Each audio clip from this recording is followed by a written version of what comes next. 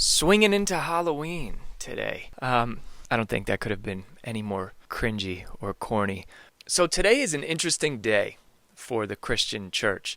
Reason being is you have two polarizing sides. You have people who are like super anti-Halloween, and then you have people on the other side who are like, oh, we're redeeming this holiday. And then you have people in the middle who are doing like trunk or treat stuff. One thing that you'll notice during this period of time every single year is the amount of churches who scramble to highlight ex-witches and ex-sorcerers and ex-Satanists so that way they can tell you how dangerous Halloween is. And with all this focus on Halloween, it seems like Christians forget that this is an extremely important day in Christian history. It's Reformation Day. This is the day that Martin Luther was like, nah, Catholic Church, we ain't doing this no more. And thus began the Protestant Reformation. Now, some people, like Matt Walsh, who I'm a fan of, they think that today should be a day of sadness and that we shouldn't be celebrating the disunification of the church. But I disagree, because without the Protestant Reformation, I probably would have never been saved. Now, many people don't even know what caused the Protestant Reformation. Now, one of the main reasons was something called indulgences. And I know that today, Halloween, this is a day where we like to indulge in candy. Your kids are like on a sugar high until like 1 a.m. tomorrow morning. There's also a lot of overindulging in sinful activity today. And whether you believe that Halloween is a day that can be redeemed and can be celebrated by Christians, or you believe that it's just completely satanic and you want nothing to do with it, I think one thing we can all agree is that the aura around Halloween is pretty demonic.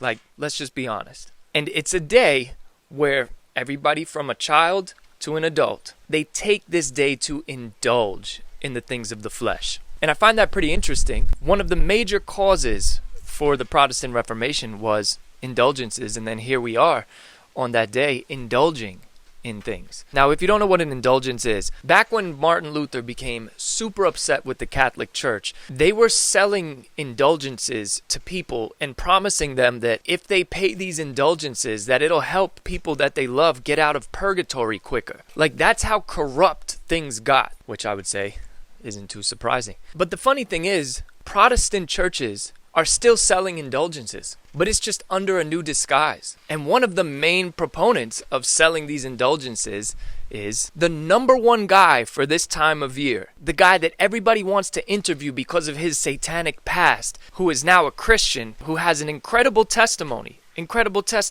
This season, you see that guy left and right. You can't escape it. And I'm gonna be honest, I got caught up in his whole story and everything because I come from that background as well. I was involved in Santeria. So hearing somebody who came out of it, and it seems that he had all of this knowledge about it, it resonated with me. But let's just listen real quick to what John Ramirez said about donating to his ministry. People need to support your ministry. People need to come on board. People need to sow in good ground. I don't understand. You know, the hardest test for any believer is the money test. And if God is saying to you tonight, sow into this ministry, bless this ministry, we can continue to reach the highways and byways for the Lord. Come on. Breaking, destroying, dismantling, setting the camp on devil on fire, confusing the demons, paralyzing the first and second heaven, setting the captives free. And when you sow into ministries like ours, you know one thing happens, you become a partner in the spirit. And whatever we do, you get half a credit in heaven when you get there. And whatever we do, you get half a credit in heaven when you get there. And whatever we do, you get half a credit in heaven when you get there. And whatever we do, you get half a credit in heaven when you get there. Man, if that don't sound like an indulgence, I don't know what does. Here this guy is telling you that if you sow a seed into their ministry, that you're going to get a half a credit in heaven. A half a credit, not even a full credit. You're getting a half a credit in heaven. This, my friends, is not biblical at all. And neither is any ministry that is telling you that if you donate XYZ amount, that you are somehow going to be rewarded by God. Anybody who is telling you that while trying to coerce you into donating to their personal ministry, that, my friend, is a wolf in sheep's clothing. I talk with my hands so much, I'm like almost hitting this thing every time. So, my friends, I don't care if you go out knocking on people's doors, dressed like Spider-Man. I don't care if you stay inside because you think participating in Halloween is demonic. And I don't care if you're trunk or treating at your church. But what I do care about is that you guys stop listening to these people who are just trying to get your money. They are wolves in sheep's clothing. They play dress up every single day. They dress like a sheep, but inside they are ravenous wolves. Have a great Reformation Day. And if you want to check out a video in where I do a deeper dive into ministries like this, click right here.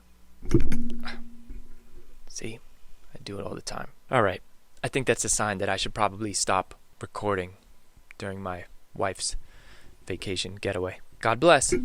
I'll see you on the next one.